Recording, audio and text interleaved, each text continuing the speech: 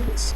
Today our topic is purchase consideration other than cash when the consideration is paid by issue of debentures. So the topic is purchase consideration other than cash when the consideration is paid by issue of debentures. So I am taking again an example. In this example what we have A purchased from B assets worth rupees 15 lakhs and liabilities worth rupees 3 lakhs and purchase consideration is 13 lakhs. Question is almost same which we have done at the time of issue of shares for purchase consideration other than cash. So A Limited purchase from B Limited, assets है 15 lakhs की, liabilities है 3 lakhs की और purchase consideration है 13 lakhs. Assets 15 lakhs, liabilities 3 lakhs. So हमें पे करना था 12 lakhs लेकिन purchase consideration जो decide हुआ वो हुआ है 13 lakhs. So for 12 lakhs we are paying 13 lakhs, that means 1 lakh extra we are paying for the goodwill. So this is your first part of the question. Now the purchase consideration मतलब ये 13 lakhs जो पे करना है it was payable as 1,10,000 by check. 13 lakh में से 1,10,000 हम check से पे कर रहे हैं and rupees 10 lakh by issue of promissory note payable after 3 months. 2 lakh हम पे कर रहे हैं बाय पेइंग अ प्रोमिसरी नोट, बाय इशूइंग अ प्रोमिसरी नोट और पेएबल आफ्टर 3 मंथ्स, जिसकी पेमेंट 3 मंथ्स के बाद होगी. And the remaining amount we have to calculate is payable by, जो बचा हुआ अमाउंट है that is to be payable by issue of 9% debentures of rupees 100 each. यहाँ 9% का कोई सिग्निफिकेंस इस क्वेश्चन में नहीं है because this 9% is the name of the debenture और ये जो प्रीफिक्स 9% होता है that is the interest rate of debenture जिसका इस क्वेश्चन में कोई भी सिग्निफिकेंस नहीं है. So here we are taking it as a name of the debenture. So name of the debenture is 9% debenture, right. Now entry for first part, which is A Limited purchased assets from B Limited worth rupees 15 lakhs and liabilities worth rupees 3 lakhs. So your entry is same. Assets account debit to liabilities and to vendor. Vendor का नाम दिया हुआ है यहाँ पर B Limited, so vendor is B Limited. So entry is assets account debit 15 lakhs given to you in the question, to liabilities 3 lakhs again given to you in the question, and to B Limited 13 lakhs again given to you in the question. सो 1 लाख की जो हमने goodwill calculate की थी at the time of question reading, so 1 lakh की goodwill वो भी debit कर दिया हमने 1 lakh. So your both debits and credits are equal. अगर हम अलग से भी नहीं कैलकुलेट करते तो 13 और 3 16 lakhs in credit, 15 lakhs in debit. So 1 lakh यहाँ पर जो अमाउंट बैलेंसिंग फिगर बच रहा है सो डेबिट में 1 लाख हमारा हो जाएगा गुडविल का, right. So by both way we can calculate this goodwill. Now the second part, how the payment is to be released. ये 13 लाख जो पे करना है, 13 lakhs पे करना है, ये किस तरीके से पे कर रहे हैं. So second part is related with the payment of the 13 lakh. So it was payable as 1,10,000 by check. So your entry is B Limited to check 1,10,000 rupees. Then 2 lakh is by issue of promissory note payable after 3 months. So entry is vendor to bills payable. Vendor is B Limited and to bills payable. promissory note के लिए हम promissory note कभी भी नहीं लिखते हैं.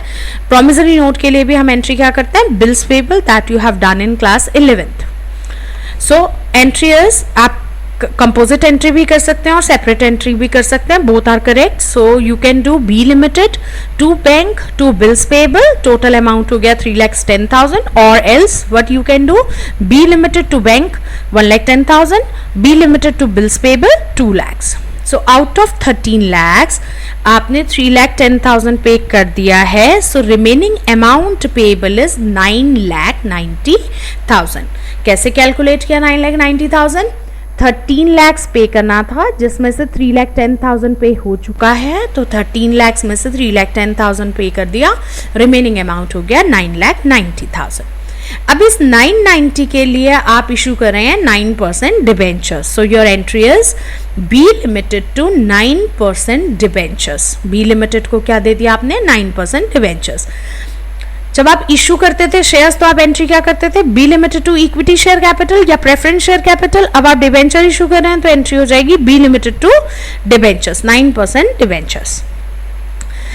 Now how to put the amount, B limited में हमेशा अमाउंट पेएबल ही आता है, so amount payable is 9,90,000. Now we have to calculate number of debentures. Again the formula is same, जैसे हमने नंबर ऑफ शेयर्स कैलकुलेट किया था same manner में हम नंबर ऑफ डिबेंचर्स भी कैलकुलेट करेंगे. The formula is amount payable divided by issued price. Amount payable is 9,90,000 and your issued price is face value which is 100 rupees. See in the question, remaining amount is payable by issue of 9% debentures of 100 each. So 9,90,000 divided by 100, number of debentures आ गए आपके 9,900. So 9% debentures में हमेशा face value आती है. So 9,900 debentures into face value which is rupees 100. So 9,900 into 100 which is 9,90,000. यहाँ मैंने आपको अलग अमाउंट मल्टीप्लाई करके दिखाया ताकि आपको पता रहे कि ये अमाउंट हम कैलकुलेट कैसे करते हैं. Number of debentures into face value of the debentures. So 9,900 debenture आपने इशू किए हैं 100 रुपये वाले, 100 रुपीज़ वाले. सो अमाउंट आ गया 9,90,000. Now coming to the different cases, first case we have done when the debentures are issued at par. There are two more cases when the debentures are issued at 10% premium and the debentures can be issued at 10% premium and debentures can be issued at 10% discount. So when the debentures are issued at 10% premium, see already done, first case we have already done when the debentures are issued at par. Now the debentures are issued at 10% premium. सबसे पहले calculate करते हैं number of shares हमें कितने, number of debentures हमें कितने issue करने पड़ेंगे इस केस में.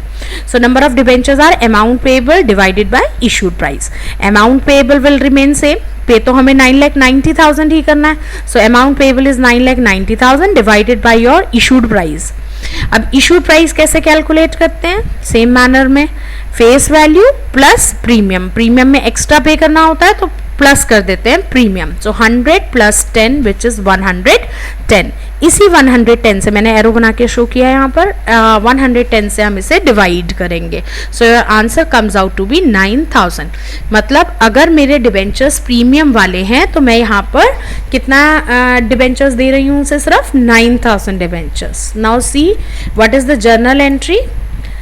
बी लिमिटेड अकाउंट डेबिट मतलब वेंडर अकाउंट डेबिट 9,90,000, यहाँ तो यही अमाउंट आएगा. टू 9% डिबेंचर्स और सिक्योरिटी प्रीमियम रिजर्व. प्रीमियम को हम किस अकाउंट से शो करते हैं, सिक्योरिटी प्रीमियम रिजर्व अकाउंट से. So to 9% debentures and to security premium reserve.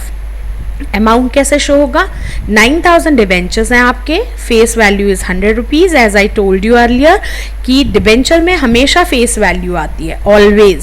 So 9,000 into 100 आपका यहाँ डिबेंचर में अमाउंट आ गया. Security premium reserve is ₹10. So 9,000 into 10 rupees का प्रीमियम है. देखिए यहाँ पर 10 रुपीज़ प्रीमियम है.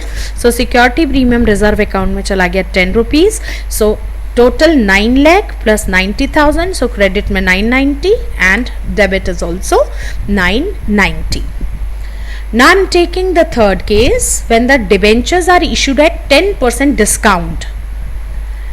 As I told you earlier that shares cannot be issued at discount. Shares कभी भी discount पे issue नहीं होते. But originally, so shares cannot be originally issued at discount but the debentures can be issued at a discount. and discount, जब भी हम किसी को discount देते हैं तो discount हमारे लिए एक loss होता है. so loss are always debited. so here also when the debentures are issued at discount it will be a loss for the firm and it should be debited. so first इस चीज को ध्यान रखेंगे कि loss को हमें क्या करना है, डेबिट. जैसे सिक्योरिटी प्रीमियम जब हमारे लिए गेन था हमने उसे क्रेडिट किया.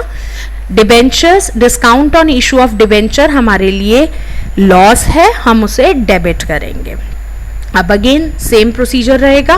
First we have to calculate the number of debentures.